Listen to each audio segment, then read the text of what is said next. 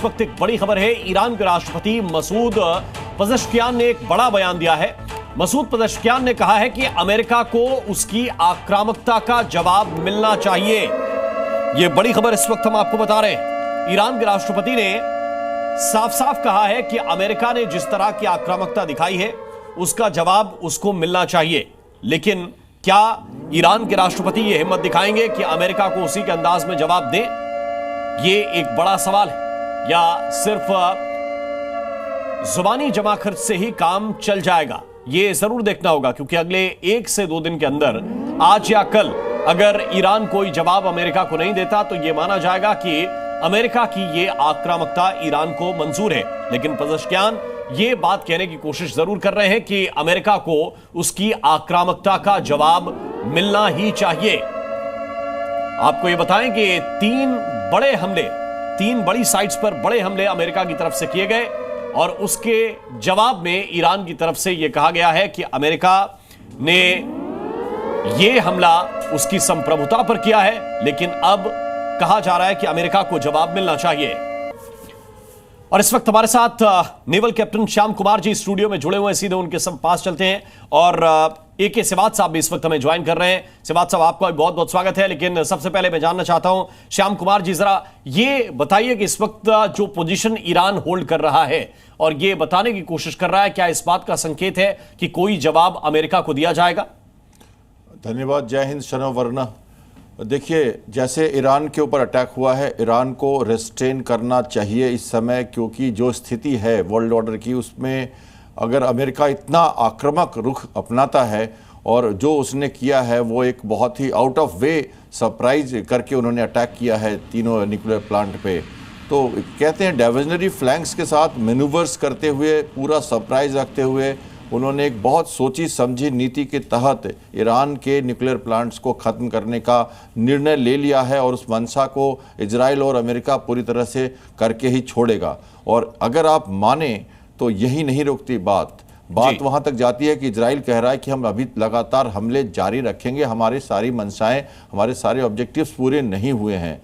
तो इस हिसाब से ईरान भी उसके साथ साथ मार लगातार करता रहेगा। लेकिन अगर रेस्ट्रेन करने की बात का कहने का मतलब मेरा यह है कि इसको स्प्रेड ना होने दिया जाए आउट ऑफ वे जाकर, जहां पर कि मिडिल ईस्ट या दूसरे जगहों पे ये फ्लेम ज़्यादा बढ़ जाए। इजराइल और ईरान तो जब तक एग्जॉस्ट नहीं हो जाता ईरान, तब तक लड़ेंगे। तो यहाँ तक बात आकर रुकती है कि इजराइल और ईरान लड़ते रहें, लेकिन प्रेसिडेंट का बयान जो आया है ईरान के कि वो अमेरिका को धमका रहे हैं, वहाँ मैं कह रहा हूँ कि शायद रिस्ट्रेन की ज़रूरत है। अब ये ईगो कैसे सेटिस्फाई होगा? ईरान का इजराइल पे हमला करके शायद वो अपनी ईगो सेटिस्फाई करे, क्योंकि इजराइल एक तरह से एक्सटेंशन काउंटर है अमेरिका का।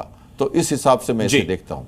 बिल्कुल, लेकिन मेजर जनरल सिवात, चीजें रुकेंगी कहाँ? ये इजराइल ने भी कहा, ये अमेरिका ने भी कहा कि हमारा मकसद इनको परमाणु हथियार बनाने से रोकना है।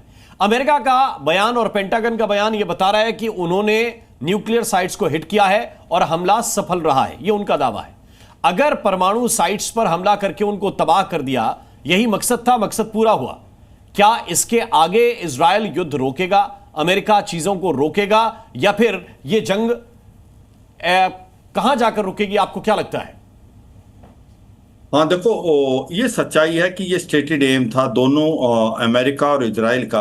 वो किसी भी हालात में ईरान को न्यूक्लियर हथियार बनाने नहीं दे सकते, क्योंकि अगर न्यूक्लियर हथियार बना लेता है ईरान तो ये एक एक्सिस्टेंशियल थ्रेट है ईरान के लिए जी। तो इसके लिए ही उन्होंने काम किया और इसमें काफ़ी सच्चाई है कि उन्होंने सक्सेस भी अचीव की है। जिस प्रकार से जो कल हमला हुआ है, जिसको ऑपरेशन मिडनाइट हैमर बोल रहे हैं, कि 3 जो लोकेशन थी, जो फोर्दो और उसके बाद इफ्शान और नटाज, उसमें बहुत भारी नुकसान हुआ है और वो न्यूक्लियर फैसिलिटी जो भी थी उसमें वो ऑलमोस्ट बर्बाद हो गई।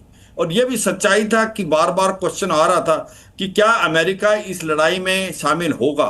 देखो, वो इसलिए शामिल होगा, ये जरूरी था कि जो फोर्दो है जहां पर न्यूक्लियर फैसिलिटी थी, वो 80 मीटर जो इनसाइड द टनल और पहाड़ों के बीच में था, उसको डिस्ट्रॉय करने वाला एक ही बम है जिसको GBU-57 बोलते हैं, जो 61 मीटर तक डीप जा सकता है, मगर टैंडम में वो जाके बर्बाद कर सकता है। और वो जो है वो अमेरिका के पास ही है, और वो अमेरिका के B-2 बॉम्बर से ही उड़ाया जा सकता है। तो ये तो सच्चाई है। अगर जो ईरान को आप न्यूक्लियर फैसिलिटी को बर्बाद करना था, तो अमेरिका को तो इस लड़ाई में आना ही पड़ना था, और ये हुआ भी।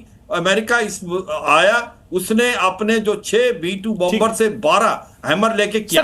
अब मैं ये कहता हूं